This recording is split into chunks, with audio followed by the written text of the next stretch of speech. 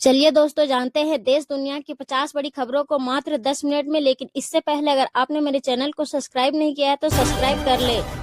Britain के प्रधानमंत्री कीर Starmer बुधवार को 3 दिन के चीन दौरे पर पहुंचे। पिछले 2 महीने में 5 पश्चिमी देशों के नेता चीन जा चुके हैं। स्टारमर से पहले फ्रांस, कनाडा, फिनलैंड और आयरलैंड के लीडर्स बीजिंग का दौरा कर चुके हैं। ऐसे में यह सवाल उठ रहे हैं कि क्या अमेरिकी राष्ट्रपति डोनाल्ड ट्रंप की टैरिफ की धमकियों ने पश्चिमी देशों को चीन के साथ रिश्ते सुधारने पर मजबूर कर दिया है। यूनिवर्सिटी ऑफ सिडनी के अंतर्राष्ट्रीय राजनीति और अमेरिकी इतिहास के एक्सपर्ट डॉक्टर अर्सुअर रोलोका ने कहा कि ट्रंप की आक्रामक नीतियों की वजह से ग्लोबल बैलेंस शिफ्ट हो रहा है।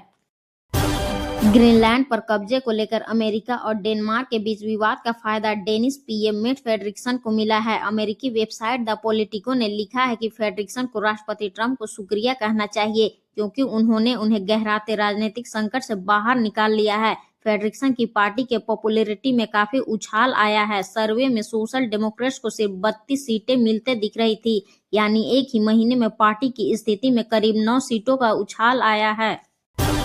अमेरिका में जन्म लेने वाले बच्चों को सरकार की ओर से $1000 यानी 92,000 रुपए दिए जाएंगे। यह रकम बच्चों के नाम से खोले जाने वाले एक स्पेशल अकाउंट में जमा की जाएगी। यह योजना पिछले साल राष्ट्रपति डोनाल्ड ट्रंप ने शुरू की थी। अब इसे अमेरिका की बड़ी बड़ी कंपनियों का समर्थन मिलने लगा है। इस योजना को ट्रंप अकाउंट कहा जाता है। व्हाइट हाउस के मुताबिक यह एक टैक्स फ्री सर्विस अकाउंट होगा जिसमें सरकार बच्चों के भविष्य के लिए शुरुआती निवेश करेगी। इस खाते में जमा रकम शेयर बाजार में निवेश की जाएगी ताकि समय के साथ यह बढ़ सके। इस योजना का लाभ उन बच्चों को मिलेगा जो 1 जनवरी 2025 से 31 दिसंबर 2028 के बीच अमेरिका में पैदा होंगे। इससे हर साल करीब 36 लाख नवजात बच्चों को फायदा होगा। बांग्लादेश ने चट्टगांव में भारत को दी गई सेज यानी स्पेशल इकोनॉमिक जोन का भूमि आवंटन रद्द कर दिया गया है। यूनुस सरकार ने यह जमीन चीन को ड्रोन फैक्ट्री बनाने के लिए दे दी है। लगभग 850 एकड़ में फैली इस जमीन में इस साल के अंत तक प्रोडक्शन शुरू हो जाएगा। चीन ड्रोन टेक्नोलॉजी को ट्रांसफर करने को भी राजी हो गया है। यहाँ मीडियम रेंज और वर्टिकल लिफ्ट वाले ड्रोन बनेंगे।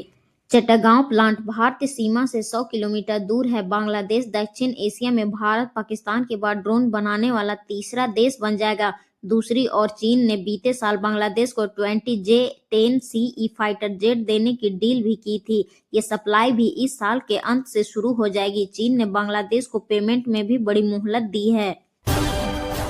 अमेरिकी राष्ट्रपति डोनाल्ड ट्रंप ने व्हाइट हाउस में गुरुवार को कहा कि रूसी राष्ट्रपति व्लादिमीर पुतिन ने मेरे कहने पर 1 हफ्ते के लिए यूक्रेन की राजधानी कीव पर हमला रोक दिया है। उन्होंने कहा कि मैंने व्यक्तिगत रूप से राष्ट्रपति पुतिन से इस असाधारण ठंड के दौरान कीव और अन्य शहरों पर गोलीबारी न करने को कहा है।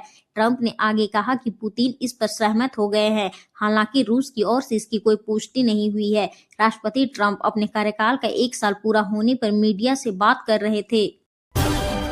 बांग्लादेश और पाकिस्तान के बीच 14 साल बाद सीधी उड़ानें फिर से शुरू हो गई है। ढाका से कराची के लिए विमान बांग्लादेश एयरलाइंस की पहली फ्लाइट गुरुवार को कराची के जिन्ना इंटरनेशनल एयरपोर्ट पर उतरी। लैंडिंग के बाद विमान को पारंपरिक वाटर सैल्यूट यानी पानी का बौछार से स्वागत किया गया। PAA ने कहा, पाकिस्तान बांग्लादेश दोस्ती में एक नया अध्याय शुरू हुआ है। 14 साल बाद हवाई संपर्क बहाल होने पर कराची एयरपोर्ट पर हाई लेवल रिसेप्शन सेरेमनी हुई। यह विकास बांग्लादेश में राजनीतिक बदलाव के बाद दोनों देशों के बीच बढ़ती नजदीकियों के बीच हुआ है।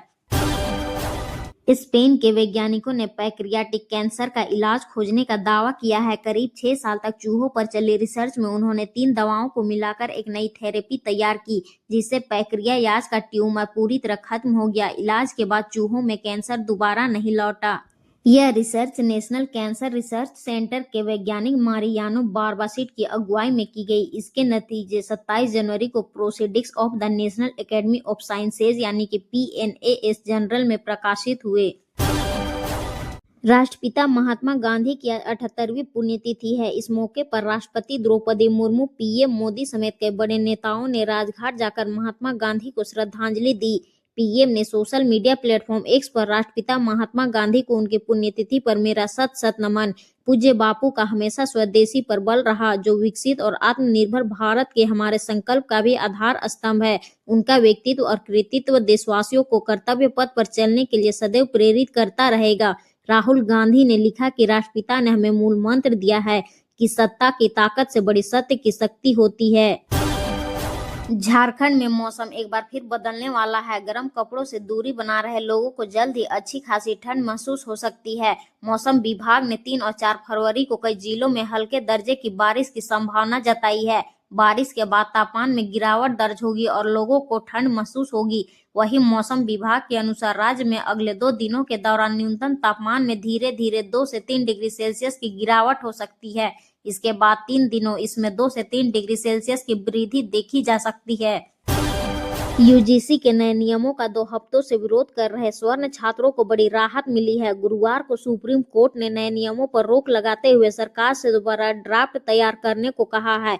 चीफ जस्टिस सूर्यकांत और जस्टिस जो माल्या बागची की बेंच ने कहा कि यूजीसी के नए नियम स्पष्ट नहीं हुए और इनके दुरुपयोग का खतरा है। इस मामले की अगली सुनवाई अब 19 मार्च को होगी। ट्रंप प्रशासन इस महीने ट्रंप आरएक्स नाम की एक नई सरकारी वेबसाइट लॉन्च करने जा रहा है। इस प्लेटफॉर्म के जरिए मरीज दवा कंपनियों से सीधे कम दामों पर दवा खरीद सकेंगे। प्रशासन का दावा है कि इस पहल से अमेरिकी लोगों के दवा खर्च को 800% तक कम किया जाएगा।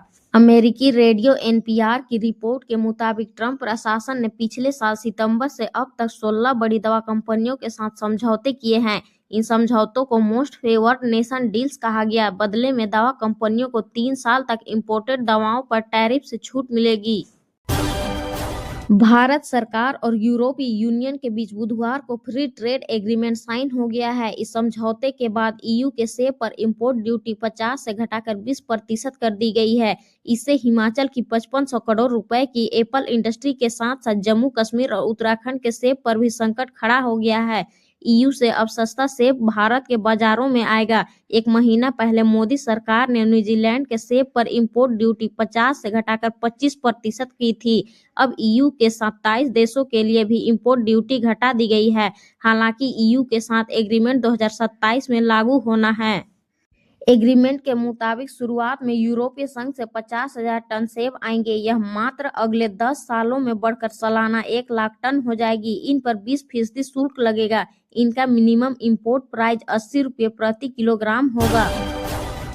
अजीत पवार की पत्नी सुनेत्रा पवार महाराष्ट्र की पहली महिला डिप्टी सीएम होगी। सूत्रों के मुताबिक शनिवार को एनसीपी के विधायक दल की बैठक के बाद इसका ऐलान किया जाएगा। आज शाम 5 बजे शपथ ले सकती है। अजीत की प्लेन क्रैश में मौत के बाद उप मुख्यमंत्री पद खाली हो गया है। अजीत के पास वित्त, आबकारी और खेल विभाग के साथ साथ डिप्टी चीफ मिनिस्टर का भी पद था।